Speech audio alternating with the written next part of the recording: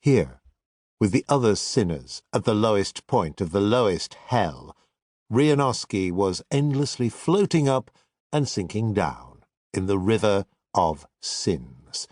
Wherever he looked, there was only pitch darkness, and when a faint shape did pierce the shadows, it was the glint of a needle on the horrible mountain of guilt, which only heightened his sense of doom.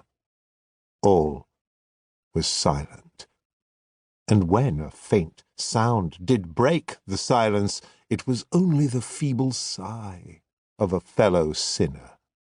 As you can imagine, those who had fallen this far had been so worn down by their tortures in the 7 other hells that they no longer had the strength to cry out. Great writer though he once had been, now Ryunosuke could only thrash about like a dying frog as he choked on his sins.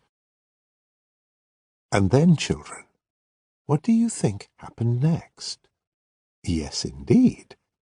Raising his head, Ryunosuke chanced to look up towards the sky above the river of sins, and saw the gleaming silver spider thread, so slender and so delicate, slipping stealthily down through the silent darkness from the high, high heavens, coming straight for him.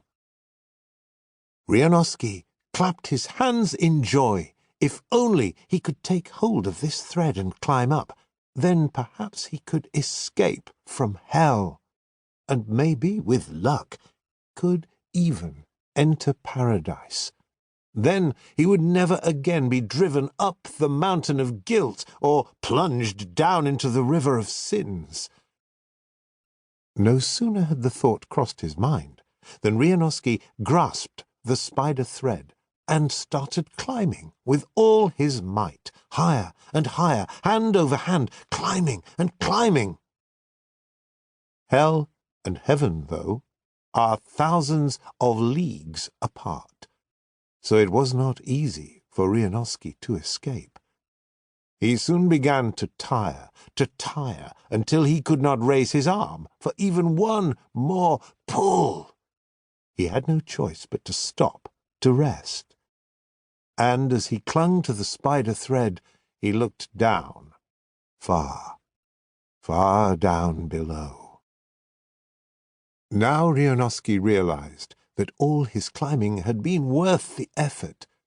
The river of sins was hidden in the depths of the darkness, and even the dull glint of the terrifying mountain of guilt was far down beneath his feet.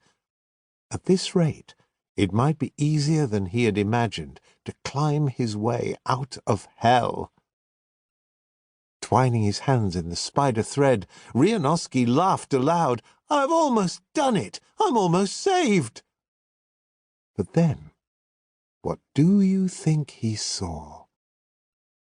Far down, on the spider thread, his selves, his legion of selves, son and father, husband and friend, lover and writer, man of the East and man of the West, had followed after him. His selves, his characters too. Yoshihide, Yasukichi, Tok, and all the rest, his many creations, and, of course, his sins, his countless, countless sins, his pride, his greed, his lust, his anger, his gluttony, his envy, and his sloth.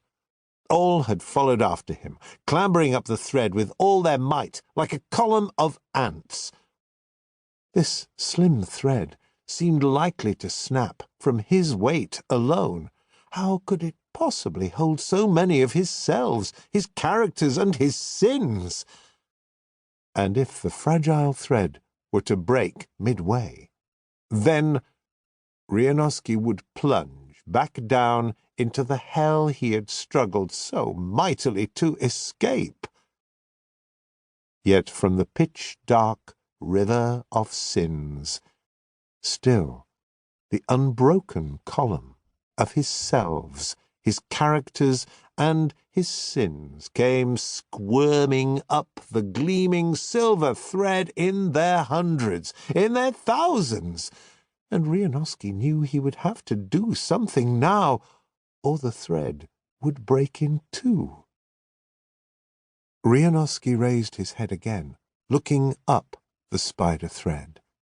He was so close to paradise, so very near.